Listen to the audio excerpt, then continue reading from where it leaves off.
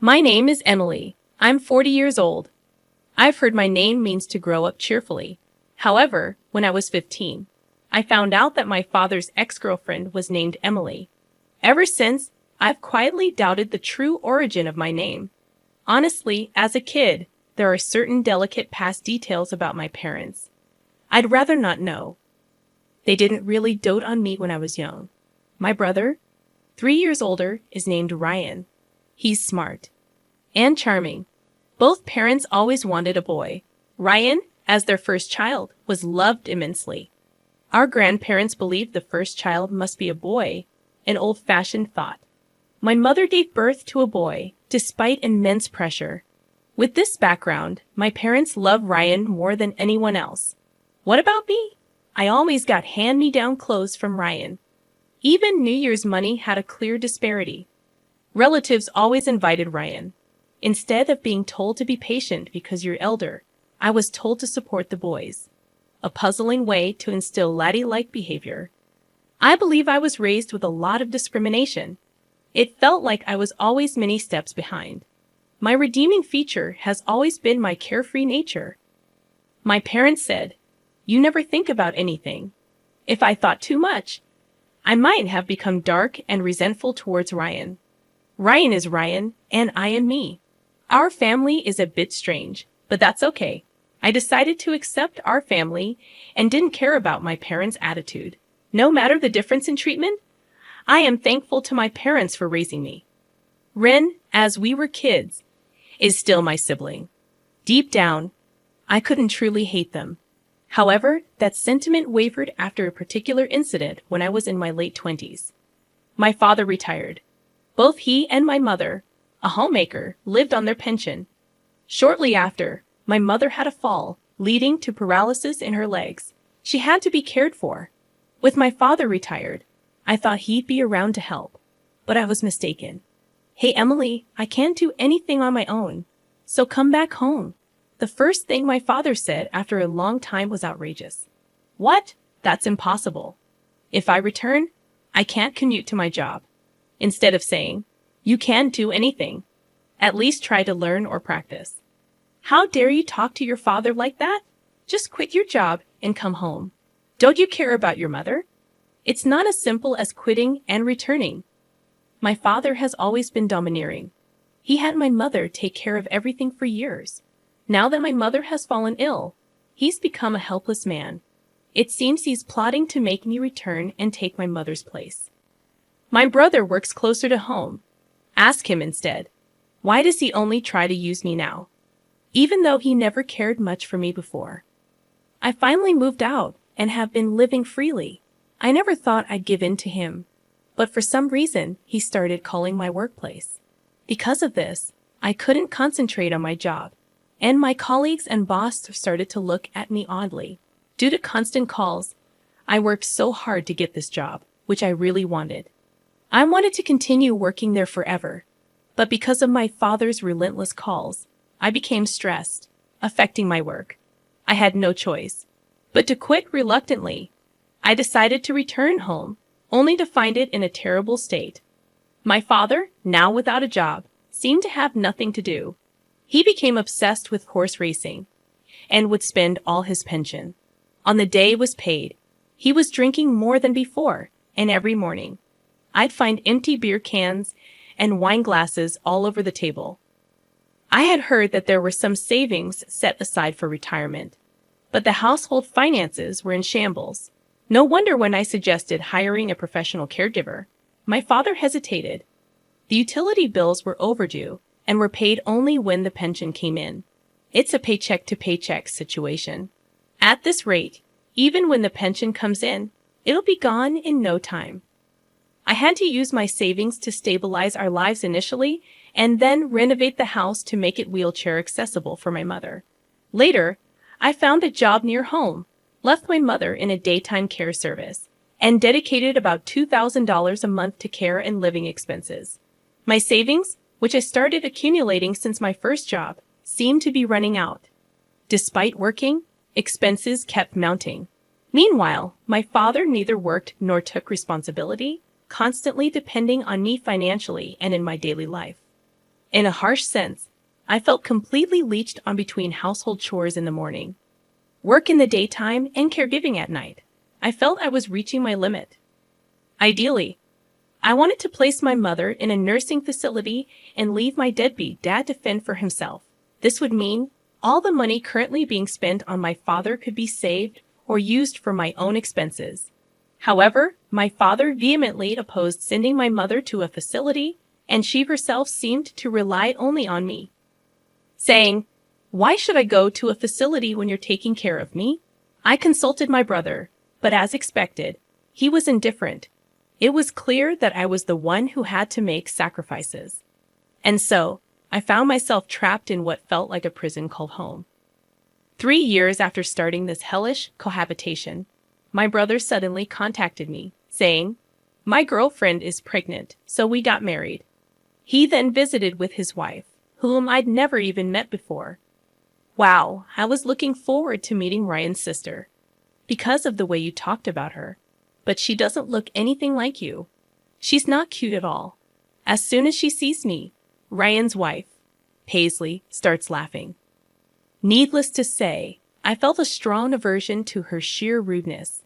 Despite it being her first visit, she walks around our home as if she owns the place. She even enters my room without permission, uses my makeup, and then says, "I like this. I'll take it." She even rummages through the cabinet where my mother's jewelry is kept and asks, "How much can you sell 18-karat gold for nowadays?" She seems a little dangerous. She is definitely not a good woman, even though they're married. I think it would be better if they split up. But both my father and mother are only concerned about wanting a grandchild, to the point where they seem clueless. And I can't help but envy them a little. The thought of being related to this woman scared me a bit. My bad. Premonition came true on that very day. But I'm so nervous about raising a child for the first time. I wish someone could help me. Paisley says it sweetly, twirling her hair. "Then you should live here," said my dad, who had been staring at Paisley's chest the whole time, suggesting this with an lecherous look. "Really? Are you sure?" Of course, as my parents, brother, and wife are getting excited about living together, I couldn't help but ask, "What will we do about the lack of rooms?" "You can move out." "What?" My father's words astounded me. "That's a good idea. You should hurry up and leave. Can you move out soon?" It might sound self-praising, but I believe I've been very dutiful to my parents, yet they're so quick to turn their backs on me. Hold on, I can't just be thrown out like this. I've been paying for Mom's caregiving, and I don't even have the money to move. What about Mom's care? I'll give you the money for caregiving or whatever. Thanks to working at a major company, not some small local business like you, I'm not struggling for money. All right, Emily, go to your room and pack up your things. Move out by today. He patted me on the back as if to usher me toward my room. He looked pleased, as if he had found a quality new host to leech off. "Move out by today," he says, "but it's snowing outside. I don't have any money. Where am I supposed to live from now on? Why? This doesn't make sense, does it?" Without thinking, I voiced my true feelings. "This isn't a joke. You're so naive, Emily. Listen, I won't say it twice. We're moving in because I'm having a child. The Aiden should leave." Taken aback, I instinctively looked at my parents, even at my mother, whom I had desperately cared for all these years. I wanted to be with my grandson. "Just accept it," she said, smiling as if guiding me to acceptance. Saying so, he hastily packed up my room's belongings into a bag. "At least wait a few days, until I find a place to live." But they forcibly dragged me by the arm and threw me out of the house. No matter how many times I rang the doorbell, they ignored me. Tossed around by my parents and finally by my brother, my life isn't their toy. Even when I was treated coldly as a child, I always smiled. It was my self-defense. But both my parents and brother misunderstood, thinking I could handle anything. This isn't a joke. "Don't mess with me." Crying, I left my family home and wandered the streets aimlessly. Finally, I found a cab and sought refuge in an internet cafe. When I contacted a friend living in town, she miraculously offered to let me stay for a while. True friends are indeed priceless. With her support, I managed to save enough to live alone again. I haven't saved enough to leave town, but I don't want any more teas with my family. I decided to leave the state once I saved more. But one day, my father and brother came to see me. They had apparently found my address in some official records. May I help you? I intentionally used formal language as if they were strangers. In response, both of them kneeled down in front of me. I'm sorry, he pleaded in a tearful voice. Please help us. We need to kick Ryan's wife out of the house. When I asked for an explanation, they said the situation at home had deteriorated significantly. I don't want to live with you stingy lot. Laughing, Paisley had apparently kicked my brother and parents out of our family home. Paisley had completely brainwashed my father, and as a result, he made the mistake of changing the house's title to include her name. So it wasn't taken but rather given to her. I had heard that Paisley had fallen hard for my brother and pursued him fervently. But even back then, I felt something was off. My brother, who had become hairy in adulthood and practiced judo, was chubby and far from handsome. Why would Paisley, a slender and attractive woman who could have her pick of men, fall for him? I'd always wondered. It turned out she was after his money, and she had other men in her life. While the child's father was supposedly my brother, she continued to have affairs even after their marriage. When my brother found out and confronted Paisley, the next day everyone was evicted. Paisley probably sensed that her other relationship would be discovered and cunningly persuaded my father to change the house title. There were also naive. All their plans backfired, and they couldn't even live with the eagerly anticipated grandchild.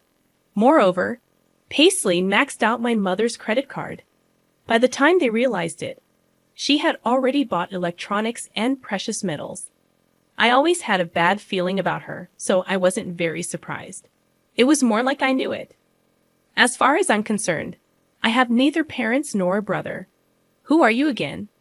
At that moment, the faces of my father and brother went pale. Are you going to abandon us too? Your mother can't even get in a wheelchair now. She's bitten. Don't you feel sorry for her after she was kicked out? He shouted. It was you who wanted to be with your grandchild and kicked me out. Mom told me to give up, so I gave up on being part of your family. Isn't it your fault, Dad, for changing the house title? My father was silently grinding his teeth. Wait, Emily. We are family. Let's help each other. My brother extended his hand, but I brushed it off. You ignored my calls when I repeatedly asked for help during Mom's care, and now you're saying this. Well, that's my brother hesitated, looking guilty. My father shouted in his place. Forget about Ryan. Don't you have any gratitude for your parents? Have you forgotten all we did for you, you ungrateful child? Hearing this, I lost my temper, glaring at them with fury. I appreciated what you did for me, which is why I quit the job I loved and returned home. I even spent money and renovated the house to make it comfortable. I put up with so much, yet because of your selfishness, I was kicked out. Do you really expect me to just say thank you? We apologized for that, didn't we? Oh, so apologizing makes everything okay. Well, then I'm sorry too for leaving you guys behind. I apologize. But I won't help since I apologized. You have to forgive me, right? How can you be so cheeky even as a daughter? As my father lunged at me, I quickly defended myself using the self-defense techniques I learned at school. Ouch! He cried out in pain and curled up on the spot. My brother just stared at me, stunned, not even caring about our father. I took the purifying salt that was by the entrance and threw it forcefully at both of them. I wish it would get into their eyes as they screamed and covered their faces. Stop showing me those greedy faces and get out. Saying this, I scattered the salt and kicked them out. People passing by noticed the commotion and stared. Normally, I would have felt embarrassed, but I was too angry to care. Wait, please. We can surely understand each other if we talk it out. We're blood related. Sorry, but I think you guys, my blood relatives, are the ones I can't understand the most. There's not a single decent person among you. The only sane one is me. Please, never come near me again. Before they could open their eyes, I managed to distance myself from them. I kept throwing salt and yelling without any hesitation. Listen, I'll say this one last time. Never ever approach me again. I consider all of my family dead. So if something happens to you, I won't visit you in the hospital or attend your funerals. I gave them one last fierce glare and slammed the front door shut. Yet they still lingered at the front door. I want to talk, he said, sitting down. I'll call the police. And just like that, both he and my brother were gone. After that, I received several letters from my father. It seems that my parents took refuge at my mother's younger sister's place. The letters were pitiful, begging for help. But from my perspective, I felt sorry for the aunt who suddenly had to accommodate the elderly couple. In the third letter, it was mentioned that my father was pushing the caregiving responsibilities onto my aunt. This led to a fight with her husband, resulting in them being kicked out. Now they are renting a cheap apartment and are back to fighting with my brother's wife. They aim to reclaim the family home. They probably can't afford to hire a lawyer. Considering they changed the property title themselves, they probably don't stand a chance. My brother, still separated but not divorced from his wife, had an affair. He became the cheating husband. The woman he was involved with is a friend of his wife's. It seems like a trap, but there's no evidence. Consequently, the divorce discussions are at a standstill. My brother claims his wife's affair ruined the family and is demanding compensation. His wife argues that there's no evidence I cheated while raising our child, but my husband did. She seems to be asking for hefty compensation, property division, and child support. Since neither of their affairs can be proven, the divorce discussions are going nowhere. As for me, I met a man at one of my jobs, and we got married. It was a workplace romance, so we were wary of being seen dating in public. Instead, we rented apartments near each other. We spent most of our days at one or the other's place, essentially living together. Then one day, "Oh, this actress is getting married. Should we?" That casual proposal, as if we were just heading to a convenience store, remains a fond memory. We're both down to earth, not into grand gestures. I'm glad he didn't attempt a big surprise. Given that I'm not the type to react much, it might have felt awkward for him. But life is full of surprises. 2 years after getting married, I found out I was pregnant with triplets. Having had no experience with kids, even those lacking siblings, it was overwhelming. Taking care of one would be hard enough, let alone 3. But with ample support from my husband and his family, we've been managing 1 boy and 2 girls.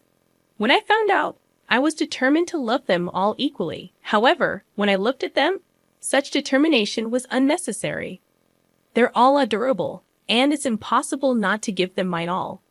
The only challenge is when they all want to hold my hand at the same time. I've turned it into a game. We'll switch after 100 steps. However, kids are fickle. Suddenly, they'd say, "I want to hold hands with Daddy today." To the children, it seems both their mom and dad love them equally, which is a joy. I hope to continue building a family where everyone, true to my name, shines brightly in happiness.